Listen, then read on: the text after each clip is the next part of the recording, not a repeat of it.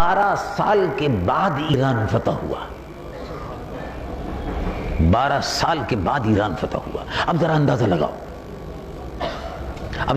لگاؤ کہ صحابہ رضوان اللہ علیہ مجمعین کا عقیدہ یہ تھا کہ اللہ کے محبوب نے فرما دیا ایران فتح ہو کر رہے گا، تو ایران فتح ہو گیا۔ اور ان کا عقیدہ تھا کہ اللہ کے محبوب محمد رسول اللہ نے جو فرمایا ہے وہ یقیناً پورا ہو کر رہے گا۔ یہ صحابہ کا ایمان تھا۔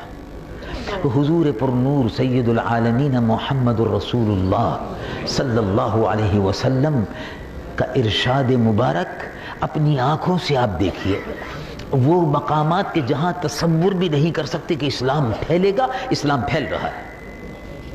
اور علماء وہی جا رہے ہیں جو ان مدرسوں سے، عربی کے مدرسوں سے فارغ التحصیل ہو کر عالم دین بن کر جا رہے ہیں، یہی مسجد کی امامت کو سنبھال رہے ہیں، اور یہی عملی جہاد میں، تبلیغ میں اور دین کے اعلاء کلمت الحق میں مصروف ہے۔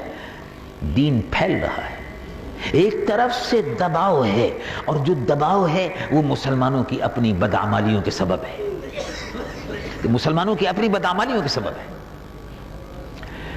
پاکستان میں اور کراچی میں جو کچھ حالات گزر رہے ہیں یہ مسلمانوں کی اپنی بدعمالی کے سبب ہے۔ مسلمان کا خون بہا رہا ہے، یہ غضب الہی ہے، یہ قہر الہی ہے۔ ورنہ تو کس مسلمان کو معلوم نہیں کہ یہاں تو انسان کی جان کی بڑی قیمت ہے، انسان کی جان کی بڑی قیمت ہے، اور مسلمان کی جان کی تو بہت بڑی قیمت ہے۔ مسلمان کو قتل کرنے والا جہنمی ہے۔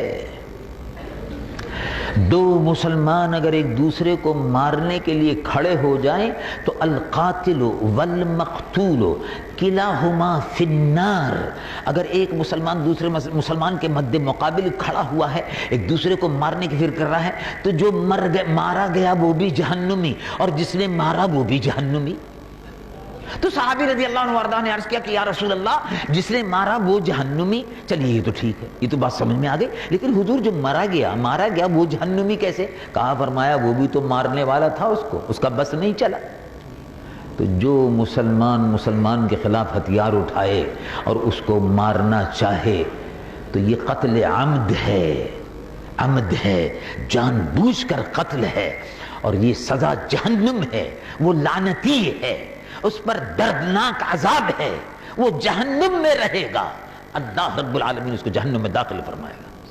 اور یہی اللہ رب العالمین نے فرمایا قرآن میں۔ رب العالمین جل جلالہ عما نوالہ ارشاد فرماتا ہے، ومن قتل مؤمنا متعمدا فجزاؤہ جہنم خالدا فیہا وغضب اللہ علیہ ولعنہ وأعد له عذابا عظیما۔ جو مسلمان کسی مسلمان کو قتل کر دے اس کی سزا جہنم ہے۔ مسلمان کا خون، مسلمان کے خون کی حرمت کعبۃ اللہ شریف سے زیادہ ہے۔ ابن ماجہ شریف کی حدیث ہے، حرمت دم المؤمن، مومن کے خون، اس کی عزت و حرمت کعبۃ اللہ شریف سے زیادہ ہے۔ پھر یہ کون لوگ ہیں جو مسلمانوں کے خون سے ہولی کھیل رہے ہیں؟ یہ یہودی ہیں،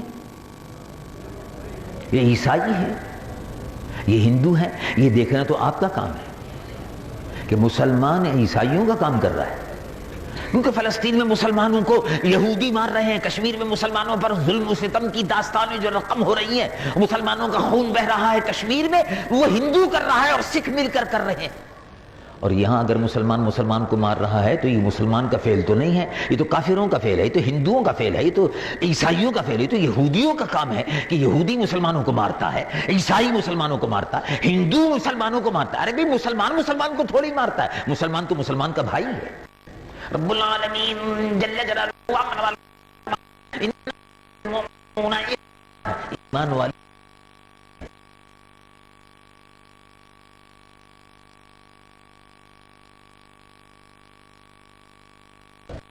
یہ نور ہے، اسلام نور ہے، ایک روشنی ہے، روشنی پھیل کر رہتی ہے۔ سورج نکل رہا ہے تو اس کی کرنیں مکان کے اندر داخل ہو کر رہیں گی۔ پانی اگر بہہ رہا ہے تو پانی اپنا رستہ بنا کر اس جگہ پہنچ کر رہے جس بہاؤ پہ وہ